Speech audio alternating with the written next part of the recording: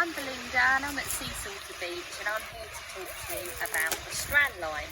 So what is the Strandline? Strandline tends to be a layer of seaweed found on the beach that's been left by the high tide.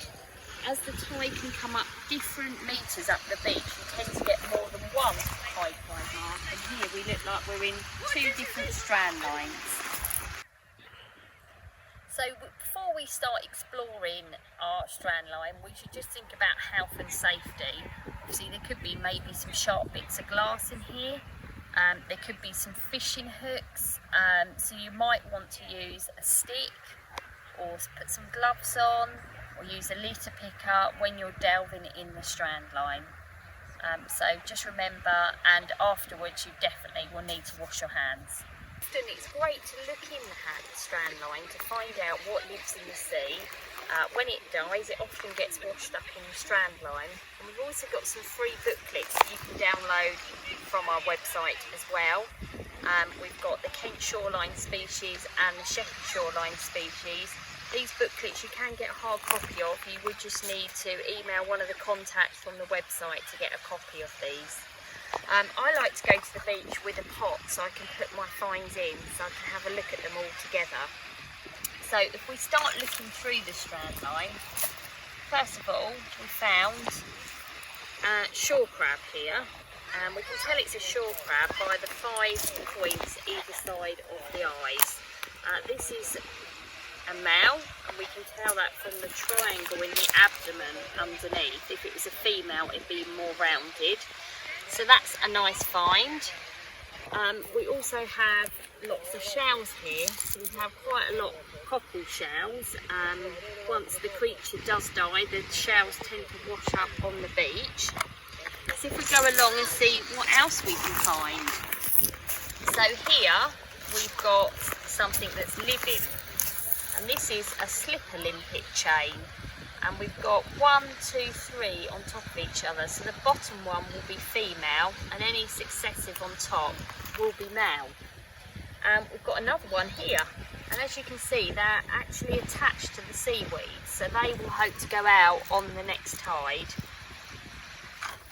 And we've also got a lot of different seaweeds here in the strand line. And we have got some more videos online to talk about seaweeds in depth. So here's another lovely find from the beach, and here we've got a green sea urchin. So when this is alive in the sea, it has lots of pointy spines off it, but when it dies those spines are quite brittle and they fall away, you get left with a case. That's a great find on the beach. Another slipper limpet chain, and this one 1, 2, 3, 4 in there. So we'll carry on having a look in our strand line. Here we've got a whelk shell. And let's hope if we look along we might be able to find some of the egg cases. We'll carry on looking. Here, many of you might have found these in pet shops, and they're often used for birds, and these are cuttlefish bones. So when the cuttlefish passes away, this side is really, really soft. You can dig your nail in, but that side, rock solid.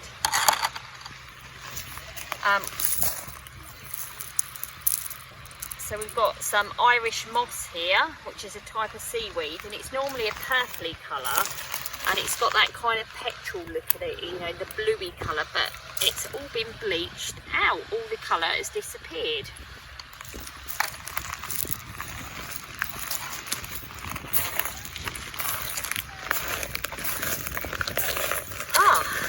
That's a very nice find, and we do get these occasionally. We've got the common starfish that's washed up, so we'll put that in here with our bucket as well. No, lots of cockle shells and slipper limpet shell, but these ones are not with us anymore, they're just the shells.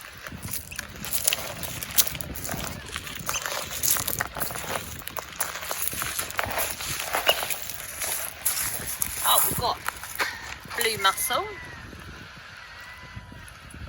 And this, we've got both the shells. So this is a bivalve, so it's got 2 shells.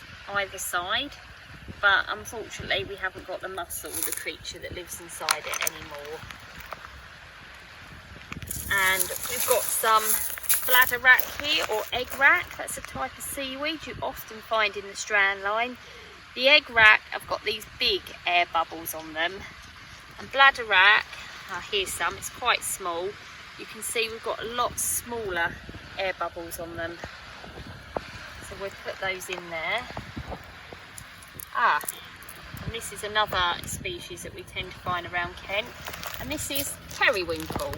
And again, we've just got the shell that's left, and you can see the sizes compared to the other things that we found. Let's have another hunt along, see if we can find some more things. So yeah, we've only got little bits here of horn rack and egg cases. But that's a good bit of bladder rack. So you can see this one's fairly fresh. So you can see the air bladders on them, it helps it float.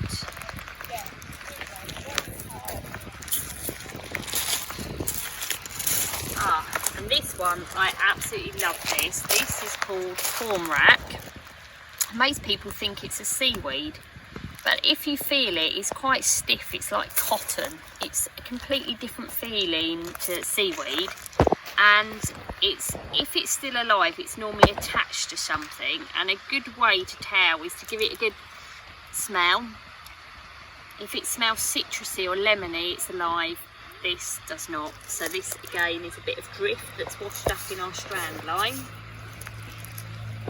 We've got part of a native oyster shell here. This comes in two sides again. It's a bivalve, and the first side is this sort of flat greyish one, and then it has a different shell that goes over the top, but we've only got half here.